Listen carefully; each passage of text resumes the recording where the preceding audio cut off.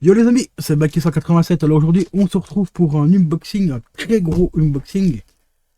Ah là là, le colis, il est là. Voilà, très gros, énorme colis, comme ma... Tu l'as compris? On se retrouve juste après le générique. Allez, c'est parti, let's go. Bien rétro. Nom de Zeus.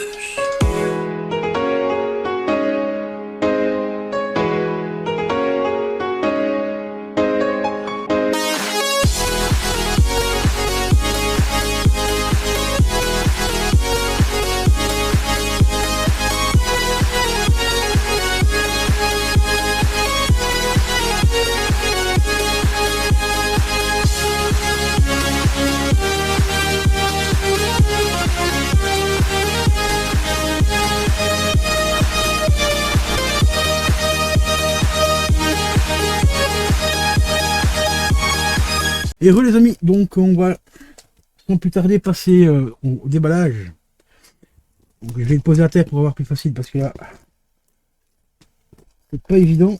Et on passera peut-être dans la petite boîte à lumière pour vous montrer un peu plus en détail ce qu'il y a dedans et tout ça, tous les accessoires qu'il y a dans ce colis. J'essaie de trouver un endroit plus facile pour le déballer. Voilà, bon, hop, on va faire comme ça. Alors ce colis-là m'a été envoyé par Romu. Bon, je vous précise, hein, c'est pas un colis gratuit, hein, donc voilà. Mais le prix, ça reste entre nous et les personnes concernées. Mais vous allez voir qu'il y a pas mal de petites choses à l'intérieur. Alors, il est bien protégé. Alors, on a déjà quelques petits accessoires, mais ça, je vous les montrerai après. On passera dans le box pour vous montrer un petit peu plus en détail les accessoires. Parce qu'il y a des accessoires que je connais pas trop bien. Il m'a expliqué vite fait, mais je connaissais pas trop bien les accessoires. Donc, je vous le montrerai ça en détail. Et on verra un peu plus tard dans la vidéo.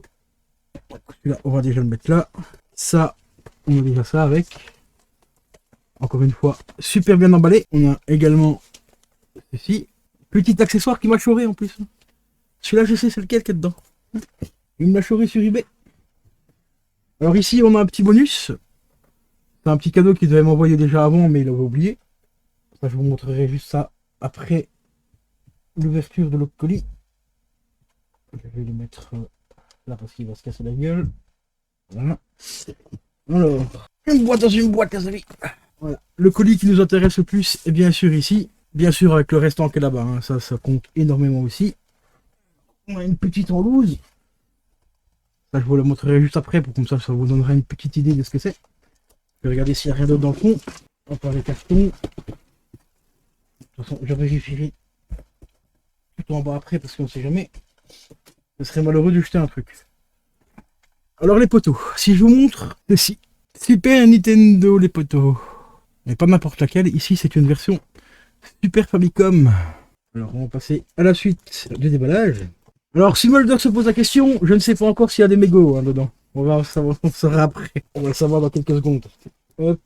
Voilà. La bête. The Beast. Ah oui, par contre la boîte est vraiment comptée pile poil. Hein. On va mettre ça ici en dessous. On va enlever ça. Alors la petite Péritel est fournie avec. Le chargeur est fourni avec et tout. Ça il me l'avait dit. Que tous les câbles étaient fournis avec. On va la mettre là. Seconde. Donc je vérifie s'il n'y a rien d'autre. À part du mousse. Non, c'est bon. On a bien tout. Ok. Bon, bah, on va passer au détail. Au détail de la magnifique bestiole. On va commencer par vous montrer un petit peu la boîte. Boîte d'origine en plus, les gars. Voilà, Super Famicom. Avec la boîte d'origine et tout. Donc ça fait plaisir. On essaiera de trouver un endroit où la stocker. Ah, je parle de la boîte hein, parce que la console, je vais m'en servir. Hein. Hop, la boîte, ça, on va la poser là. Alors tout est d'origine. Hein. Hop. Polystyrène, tout.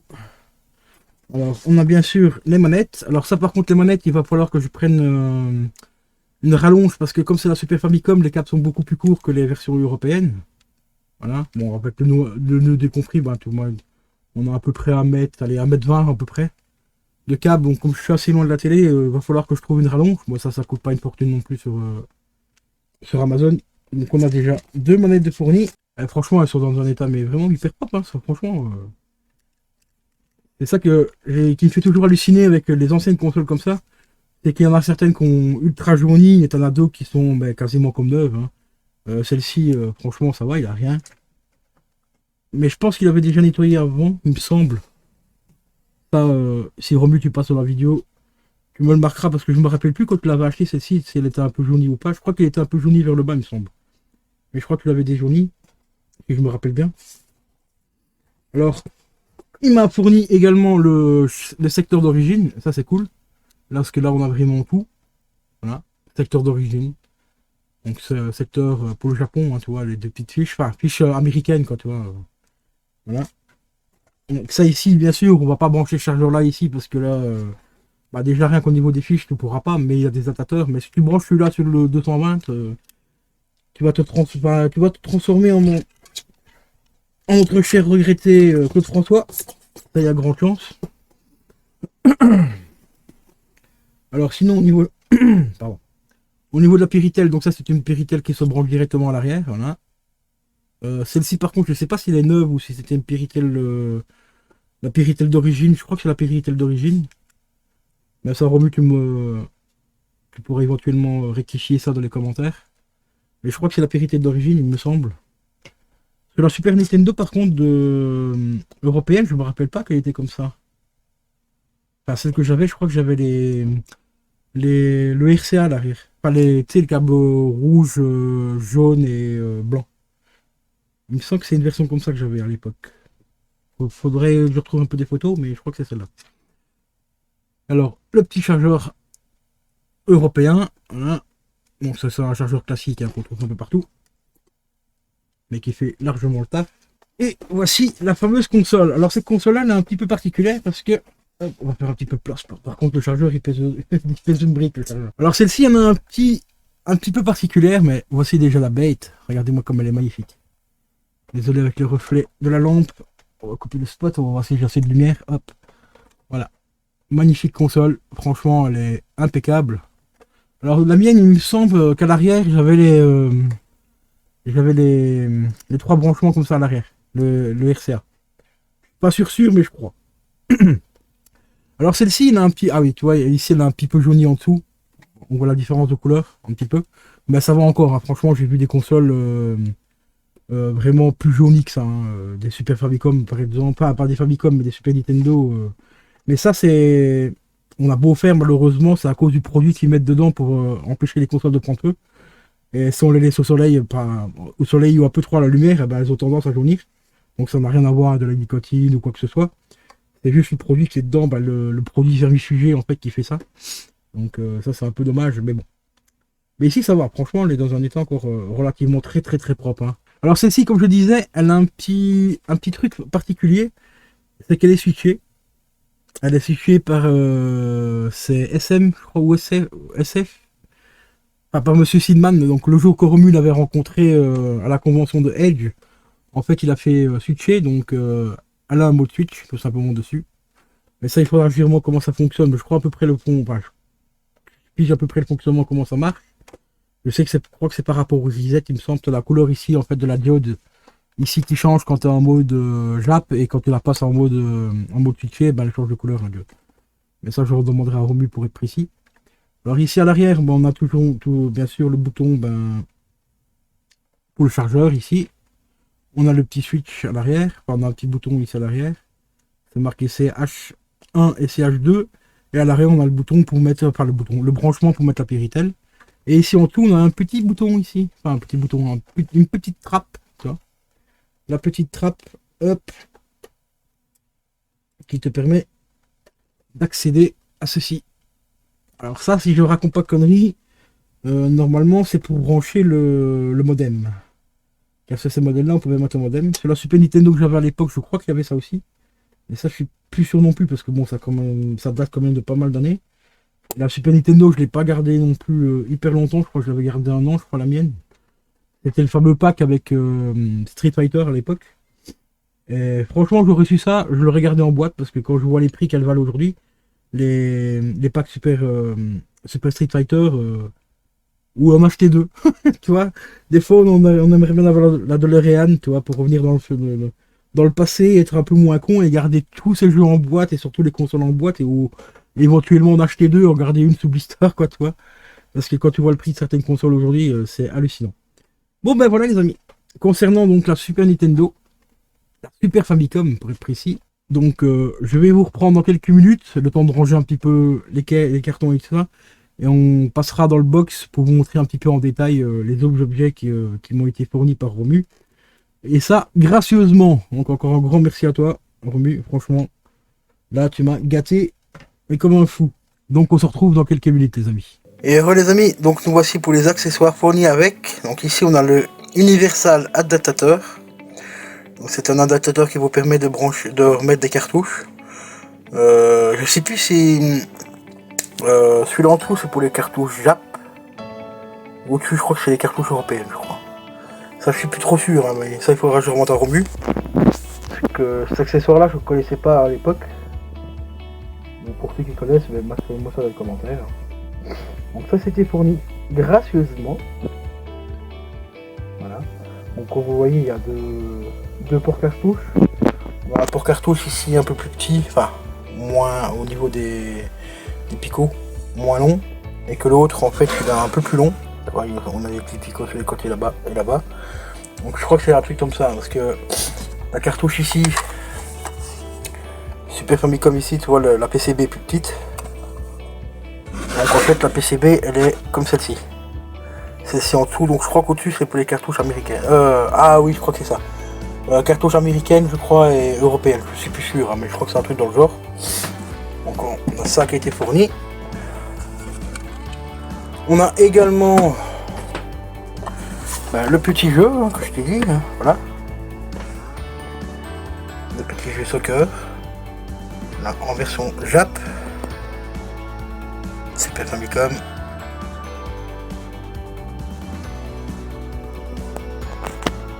Et ici, eh ben, on a l'accessoire qui m'a été choré par mon ami Romu sur eBay. Le Super Game Boy. Parce que à la base j'avais dans l'idée d'acheter une Super Nintendo et de racheter un Super Game Boy et de refaire des vieux jeux Game Boy dessus. Et au final, on avait parlé du prix, on va voir combien ça coûtait et tout, et j'en ai trouvé un sur eBay. Donc celui-ci. C'était à 20 balles je crois il me semble. Et vous voyez celui-là il est fortement jauni.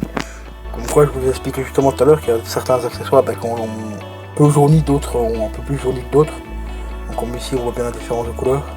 Mais ça il y a moyen de les récupérer, mais malheureusement les traitements c'est pas fiable dans le temps, ça rajeunit à la longue. Mais ça c'est par rapport aux produits vermifuges, enfin unifuges qu'ils mettent dedans pour le feu, donc pour empêcher que ça brûle et tout ça. Donc voilà. Donc ici un magnifique petit Super Game Boy, donc il ne me restera plus qu'à récupérer quelques petits jeux Game Boy. Et ça va être super cool. Tu te doutes bien le premier jeu Game Boy que je vais reprendre. Hein. Ça commence par un T. Ça a été fait par un russe. Voilà, mais c'est pas tout les amis, c'est pas tout. Regardez. Un petit jeu en boîte. Boîte d'origine et tout. Je peux pas mettre droit parce que c'est pas là. Mais dans un état quand même relativement correct, hein, quand on voit l'âge des jeux et tout ça. Et les fameuses boîtes Nintendo en carton, hein. Voilà. Un petit jeu gratos. Et le grand frère qui arrive, le numéro 3, parce que le premier c'était le numéro 2, et ici on a le numéro 3, qui est encore en meilleur état celui-là. Franchement, ça fait plaisir de voir des jeux encore qui ont plus de 20 ans dans des états comme ça, quoi. Surtout que c'est hyper fragile. Hein. Les petites boîtes en carton, que je te le dis, c'est quand même relativement chaud. Regardez-moi ça.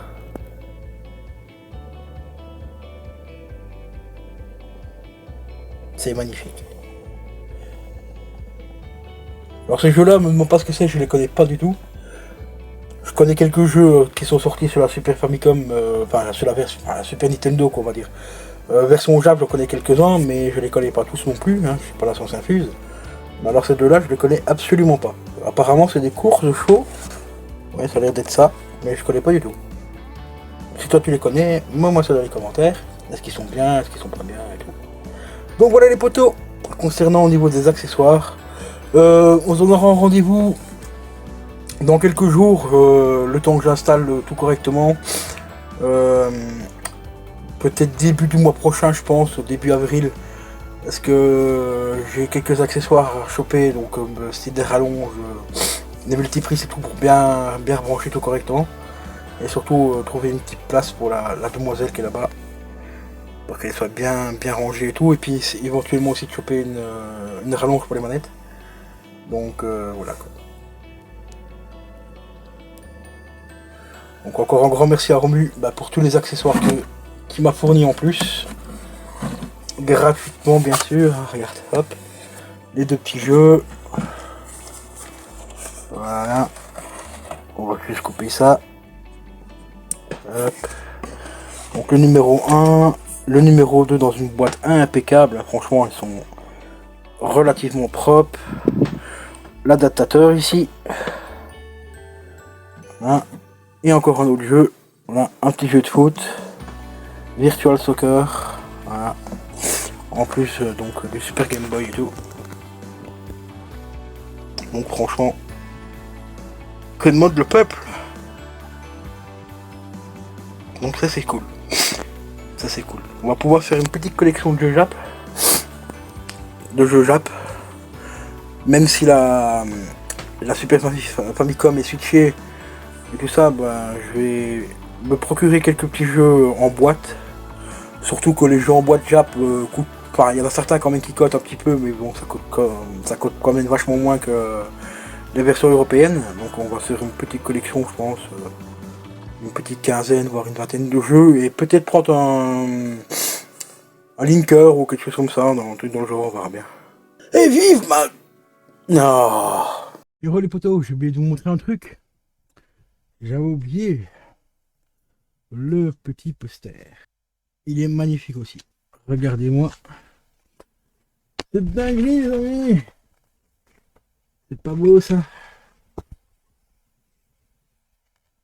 C'est pas beau. Dragon Ball Hyperdimension Ultimate version. Donc là, pour ceux qui ont reconnu et pour ceux qui ne reconnaissent pas, c'est tout simplement les posters que Edge a fait quand il a fait son pack Super Nintendo. Donc le pack Super Nintendo Dragon Ball. Magnifique console aussi, hein, franchement.